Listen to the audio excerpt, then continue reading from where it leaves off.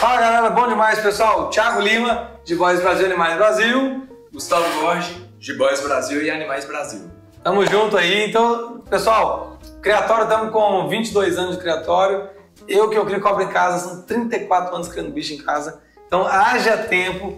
E o legal é o seguinte, que eu brinco que já errei muito. A vantagem é que a gente erra uma vez só. Então, assim, o erro vira aprendizado. E aí, o acúmulo desse aprendizado é o que nós estamos aqui para te entregar, tá? O melhor conteúdo possível, de muita vivência, muito tempo dedicado. E não só meu, né? Então, hoje nós somos 15 pessoas no grupo G-Boys Brasil, Grupo Animais Brasil. Então, só crescendo e para estar aqui para dar o melhor para vocês mesmos. Em qualidade, em termos de bicho, qualidade de bicho e conhecimento para que você crie bem um bicho na sua casa, tá? Então, hoje aqui, o quadro hoje é o... Fala Thiago, para falar especificamente de recintos. De novo, assim, tem um vídeo sobre estrutura de recinto, agora um outro vídeo sobre ornamentação de recinto, tá? Então, são dúvidas assim, fundamentais e conhecimentos que vocês precisam para estruturar bem, entender a dinâmica, a necessidade para o bicho ficar de boa. Fechou? Então, bora lá. Para iniciar, fala sobre enriquecimento ambiental nos terrários. Tá, pessoal, a gente vê o seguinte, répteis são animais bem primitivos e muito rústicos, tá? Então não é um bicho que você vê assim brincando, igual a gente pensa quando enriquecimento ambiental, vou botar uma bola para ela rolar em cima, não é? Funciona para alguns grupos de animais, mas não funciona para todos, tá? E eu brinco muito o seguinte, qual é o melhor enriquecimento ambiental que você dá para uma cobra? Dá a condição dela se sentir segura, acabou. O bicho tem que sentir, se ele está se sentindo seguro, ele está num ambiente confortável, e beleza, ele está bem. Então é muito mais simples você atender as exigências de um réptil do que de uma ave ou de um mamífero. É muito mais simples. Tá? Então por isso que a criação de répteis está crescendo. Isso é uma facilidade, isso para quem cria bicho em casa, isso é uma grande facilidade. Então uma vez o terrário bem estruturado, a manutenção é muito simples. Tá? Facilita demais. Então assim, super fácil, cada vez mais tranquilo e por isso que quem tem normalmente um bicho não para no primeiro. Exatamente. Então, começou no primeiro réptil já... então assim, daqui a pouco tem um quarto só para réptil, aí você começa a ter um pouquinho mais de trabalho. Mas assim, é um prazer muito grande, né? A satisfação de conviver com o bicho é muito legal. E aí a questão do enriquecimento ambiental. Thiago, o que eu falei? Dá segurança ao bicho. Como que você dá segurança? Pessoal, uma fonte de água limpa e que o bicho preferencialmente possa entrar dentro. É obrigatório? Não, mas que ele preferencialmente possa entrar dentro. Um canto frio e um quente no recinto. Então, se ele quer calor, ele vai para o canto quente. Se ele quer frio, ele vai para o frio. Ele tem um gradiente de aquecimento, tá? Pelo menos 2 abrigos para o animal, um quente e um frio, beleza? E aí é um animal arborícola, acrescenta galhos. É um animal terrestre, os abrigos vão atender. Ou um substrato que ele possa se enterrar e tá tudo bem. É bem simples, beleza?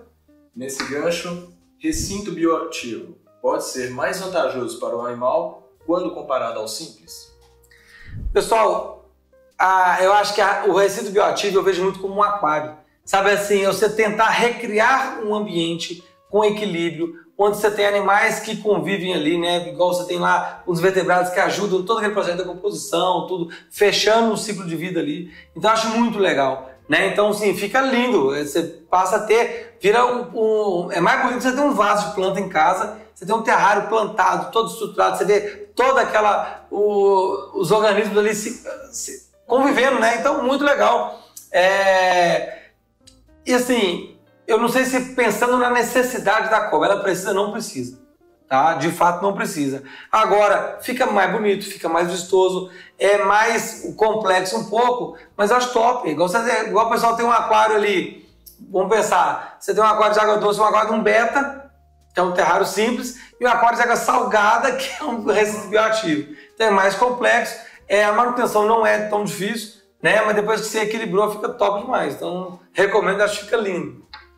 Pegando esse gancho dos bioativos, existem plantas que não devem ou podem ser colocadas no recinto de serpente?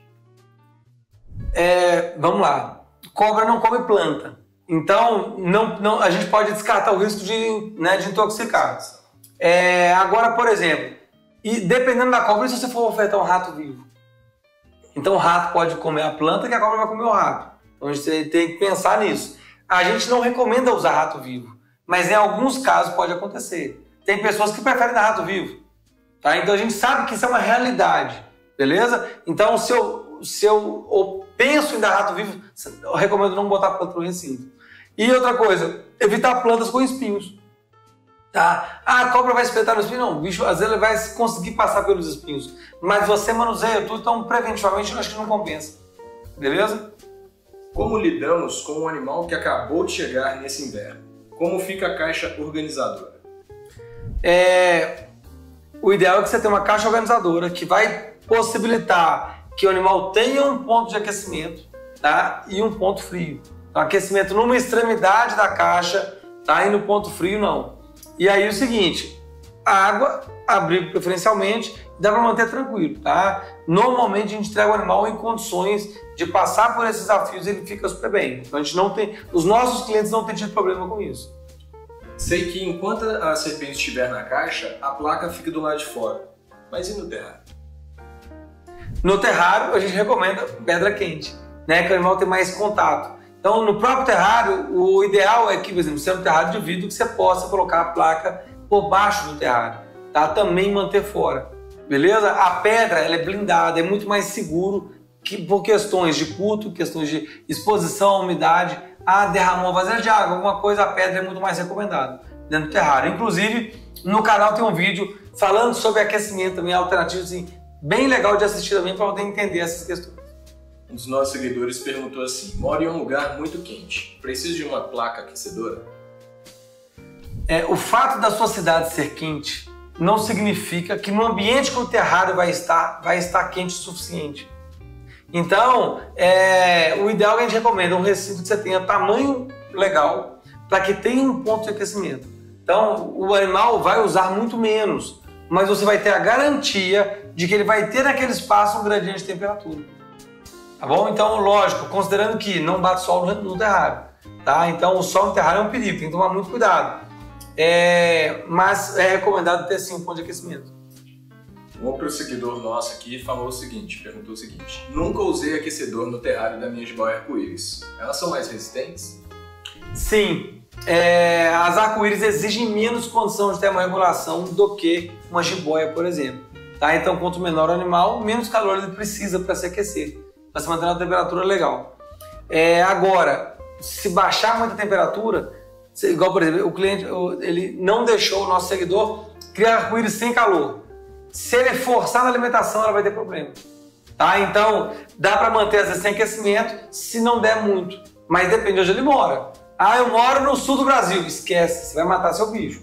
Tá? Eu moro no norte, nordeste, centro-oeste. Então, áreas com temperatura média mais alta, então talvez daria para manter. Nosso seguidor perguntou o seguinte: em se tratando de BCI, qual a melhor fonte de aquecimento? Lâmpada, placa ou pedra? É a mesma pegada, assim. Então, eu tenho uma BCI, uma fêmea enorme, gigante. Às vezes, para colocar uma pedra mais uma cerâmica de aquecimento. O animal é pequeno, só a pedra. Então, para casa, eu acho mais prático, mais seguro usar a pedra quente. Tá? Pessoal, mas eu usei placa, não teve problema. A gente precisa pensar no conteúdo que vai alcançar todo mundo. A pedra é mais seguro por uma série de questões. Tá? Então, não estou falando para não usar placa, mas requer um cuidado redobrado. Então é muito mais simples, muito menos chance de dar problema usar a pedra quente. Tá? Então, usar com marcas recomendadas. Aqui no Brasil, a gente tem uma empresa brasileira que é a Terrestre, que tem uma pedra quente top. Então, super recomendo, só pesquisar aí na internet. Terrestre, produto para répteis, vocês vão achar. O mesmo seguidor perguntou o seguinte: qual a distância que a lâmpada de aquecimento pode ficar do animal?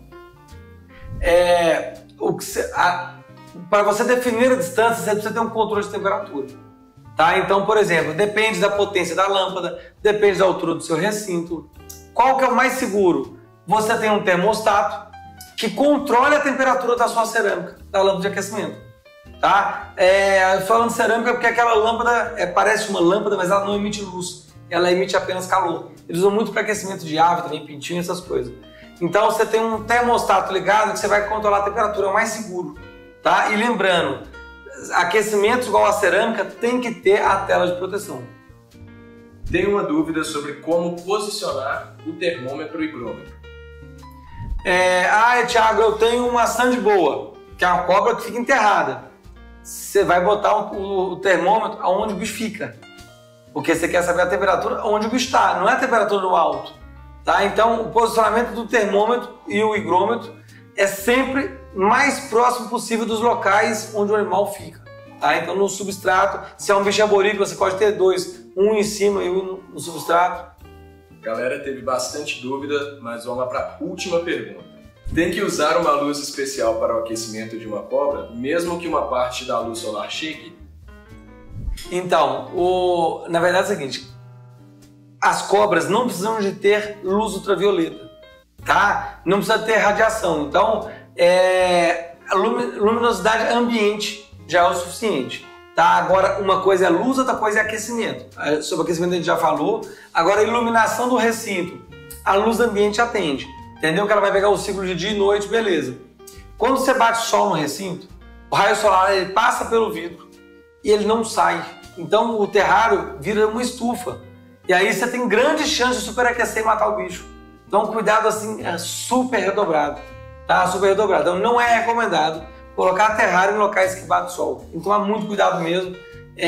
Ou você tem uma ventilação muito boa, a parte de cima do terrário é tela, aí você tem forma de compensar isso, não superaquecer. Beleza? É isso aí. Fechamos. Galera, mais uma vez valeu, espero que tenham gostado. Não é isso aqui tudo, é sempre para te dar a melhor condição de ter o bicho bem em casa. E deixa nos comentários aí, gostou, não gostou, dica para próximos conteúdos e tamo junto. Tem bastante dúvida aí que a gente tá aqui para ajudar. Valeu! Até mais.